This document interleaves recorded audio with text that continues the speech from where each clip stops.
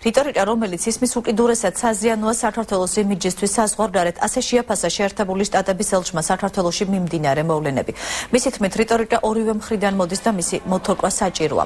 დღესვე რიჩარდ ნორლანდმა შეერთებულ შტატებში სადარაო საქმეთა მინისტრის ვიზიტზეც ისაუბრა, მან ხაზი გაუსვა ჰილარი კლინტონის მიერ გაკეთებულ განცხადებას იმის თაობაზე, რომ ამჟამინდელი მთავრობის ვალდებულება ნებისმიერ დანაშაულზე მოახდინოს რეაგირება, თუმცა ეს გამჭვირვალედ უნდა მოხდეს.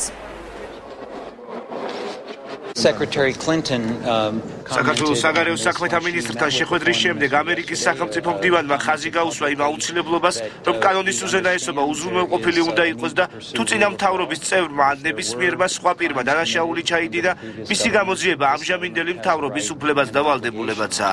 თუმცა გამოძიების გამჭვირვალეობის უზრუნველყოფა მნიშვნელოვანია, რათა ეს ცუდად არ აისახოს საქართველოს იმიჯზე.